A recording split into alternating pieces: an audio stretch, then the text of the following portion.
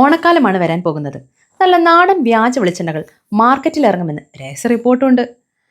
ഈ അടുത്ത് ഫേസ്ബുക്കിൽ ഒരു പോസ്റ്റ് കണ്ട്. ആ പോസ്റ്റ് ഇങ്ങനെയാണ് കേട്ടോ: ഏത് നിറത്തിലുള്ള വെളിച്ചെണ്ണയാണ് നല്ലത് എന്ന്.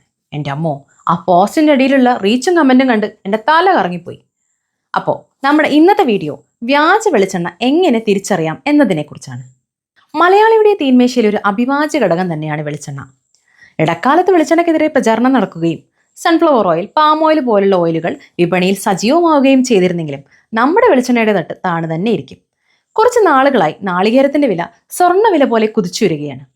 ഈ ഒരു വീഡിയോ ചെയ്യുമ്പോൾ ഏകദേശം നാളികേരത്തിന് കിലോയ്ക്ക് 90 രൂപയും കൊപ്രയ്ക്ക് 350 രൂപയുമാണ് വില വരുന്നത്. കൊപ്രയാട്ടിയെടുക്കുമ്പോൾ ഏകദേശം 60% മാത്രമാണ് വെളിച്ചെണ്ണ ലഭിക്കുന്നത്. ബാക്കി ലഭിക്കുന്ന പിണ്ണാക്കിനും ആവശ്യക്കാരുണ്ടെന്ന് വിസ്മരിക്കുന്നില്ല. വെളിച്ചെണ്ണ വാങ്ങുമ്പോൾ ലേബൽ നോക്കി വായിച്ച ശേഷം മാത്രം വാങ്ങുക എന്നതാണ് ആദ്യം ശ്രദ്ധിക്കേണ്ട കാര്യം. ഈ വെളിച്ചെണ്ണ പല രീതിയിലാണ് ഉണ്ടാക്കുന്നത്. പച്ചത്തേങ്ങ ആട്ടി ഉണ്ടാക്കുന്നതാണ് ആദ്യത്തെ രീതി. കൊപ്ര ചൂടാക്കിയ ശേഷം എണ്ണയാട്ടിയെടുക്കുന്നതിന് ഹോട്ട് പ്രസ് എന്നും ചൂടാക്കാതെ എണ്ണയാട്ടിയെടുക്കുന്നതിന് കോൾഡ് പ്രസ് എന്നും പറയുന്നു. ഇത്തരത്തിൽ റോസ്റ്റഡ് ആയതും അല്ലാത്തതുമായി ചെറിയ നിറവ്യത്യാസത്തിൽ വെളിച്ചെണ്ണകൾ വിപണിയിൽ ലഭ്യമാണ്. വെളിച്ചെണ്ണയുടെ തനതായ മഞ്ഞ നിറം മുതൽ ചെറിയ ബ്രൗൺ നിറത്തിൽ വരെ ഇത് കാണാറുണ്ട്. ഏത് തരത്തിലുള്ള ഉൽപ്പന്നമാണ് തങ്ങൾ നിർമ്മിക്കുന്നത് എന്ന് ലേബലിൽ കൃത്യമായി എഴുതിയിട്ടുണ്ടാകും. അത് വായിച്ചു നോക്കിക്കൊണ്ട് ഏത് ഉൽപ്പന്നമാണ് നമ്മൾ ഉപയോഗിക്കുന്നത് എന്ന ബോധ്യവും നമുക്കുണ്ടാകേണ്ടതാണ്.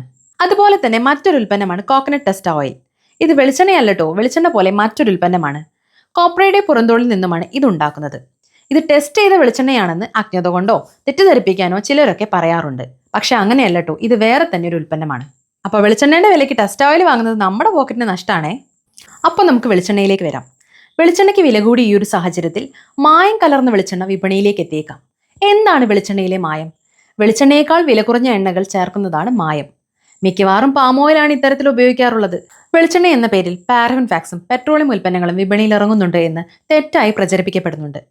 കാലഘട്ടത്തിനനുസരിച്ച് മായങ്ങളിൽ വ്യത്യാസം സംഭവിക്കാറുണ്ടല്ലോ.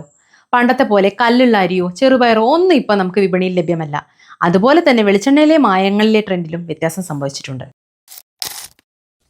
നല്ല വെളിച്ചെണ്ണയ്ക്ക് പുതിയ തേങ്ങയുടെ നല്ല ഗന്ധമായിരിക്കും. ഒരല്പം എടുത്ത് രുചിച്ചു നോക്കിയാൽ തന്നെ അതിന്റെ തനതായ സ്വാദ് ലഭിക്കുന്നതാണ്. ഇനി പാം ഓയിൽ പോലത്തുള്ള എണ്ണകളൊക്കെ ചേർത്തതാണെങ്കിൽ അത് ലഭിക്കുന്നതല്ല. 2. വെളിച്ചെണ്ണ 30 മുതൽ 60 മിനിറ്റ് വരെ ഫ്രിഡ്ജിൽ സൂക്ഷിക്കുക. അതിന്റെ തനതായ സ്വഭാവം കൊണ്ട് അത് കട്ട പിടിക്കുന്നതാണ്.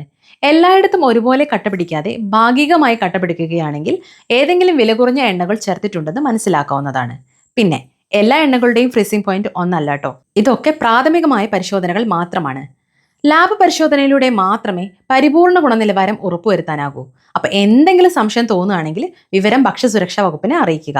അവർ ഭക്ഷ്യ സാമ്പിൾ കളക്ട് ചെയ്ത് ലാബിൽ പരിശോധിച്ച് ഗുണനിലവാരം ഉറപ്പുവരുത്തുന്നതാണ്. നല്ല ഗുണനിലവാരമുള്ള ബ്രാൻഡുകളുടെ പേരിനോട് കേര പോലുള്ള വാക്കുകൾ ചേർത്തുകൊണ്ട് വ്യാജ വെളിച്ചെണ്ണകൾ നിർമ്മിക്കുന്നത് ഇപ്പോൾ ഒരു ട്രെൻഡാണ്. ഇത്തരത്തിൽ പേരിലുള്ള ഗിമിക്കുകൾക്കൊപ്പം വിലക്കുറവ് കൂടെയാകുമ്പോൾ ഉപഭോക്താവ് അതിലേക്ക് ആകർഷിക്കപ്പെടുന്നു. ഇത്തരത്തിൽ ഉപയോഗിച്ച എണ്ണ മാർക്കറ്റിൽ നിന്നും നീക്കം ചെയ്യുന്നതിനായുള്ള ഭക്ഷ്യസുരക്ഷാ വകുപ്പിന്റെ പദ്ധതിയാണ് റൂക്കോ. എണ്ണയ്ക്ക് ലിറ്ററിന് 30 മുതൽ 50 രൂപ വരെ ലഭിക്കുന്നതാണ്. കൂടാതെ ഇത് ബയോഡീസൽ നിർമ്മാണത്തിന് ഉപയോഗിക്കുന്നു. അപ്പോൾ വ്യാജ വെളിച്ചെണ്ണയെ കുറിച്ചുള്ള ഈ ഒരു വീഡിയോ നിങ്ങൾക്ക് ഉപകാരപ്രദമായെന്ന് കരുതുന്നു. നിങ്ങളുടെ സംശയങ്ങളും പരാതികളും വിമർശനങ്ങളും ഒക്കെ കമന്റ് ചെയ്യുക. അപ്പോൾ അടുത്ത വീഡിയോയുമായി പിന്നെ കാണാം.